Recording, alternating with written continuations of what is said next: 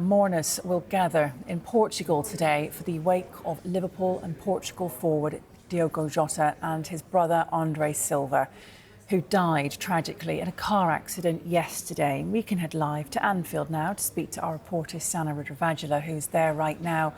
I mean, we saw a lot of tributes to Jota right there at Anfield yesterday, and my goodness, a sea of flags, flowers and balloons behind you, Sani, as people still, of course, coming to pay their respects.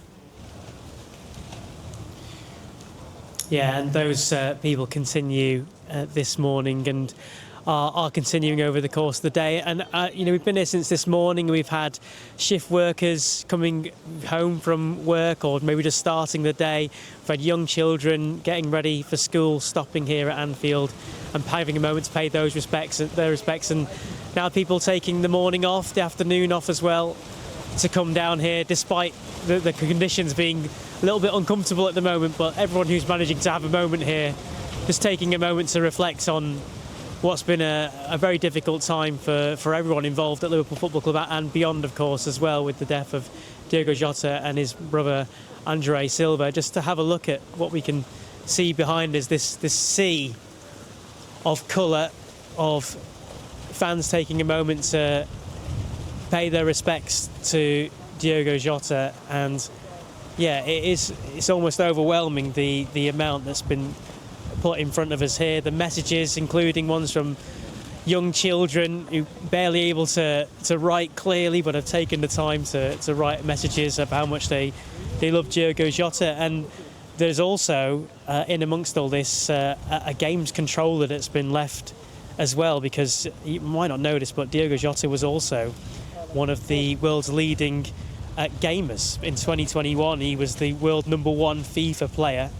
30 matches unbeaten.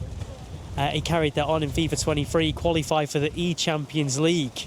And you might remember his video game goal celebrations as well. So lots, even had his own esports team as well. So there's lots of reasons why Diogo Jota connected with fans, not just his work ethic on the pitch, not just his gaming, which was another part as well, but he's also a huge advocate for women's football as well. So there's lots of reasons. Lots of fans here have really connected with Diogo Jota, whether they knew him personally, whether they just saw him as a player, and has had such an impact. And as you can see, that impact has been completely demonstrated, really is demonstrable in what we can see in front of us at the moment. It is, and we know, Sani, obviously lots of these fans having the opportunity to come down and pay their respects, but there'll be lots of people at the club who will know him and work with him, away on holiday at the moment or taking some time out. Of course, the footballers themselves, his teammates, his friends and the staff are also on this break for holiday right now. But what can we expect over the coming days?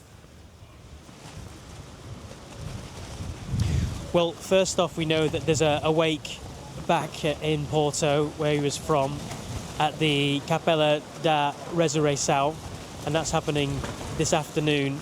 And then after that, we've got the funeral that's happening in the church next door, and that fits in with the tradition in Portugal to have those within a 48-hour period. So as far as what's happening in Portugal, that's what we know will be happening there.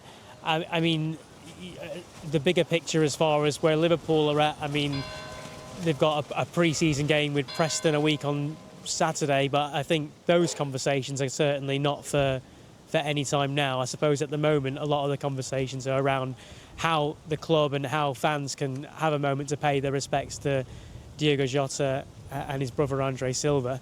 And I suppose that element is what happens going forward when those players do come back, and what happens next is the next bridge for the club and Arne Slot to address. But yeah, at the moment, we're all eyes and all thoughts are on Diogo Jota, his family, and the family of Andre Silva as well.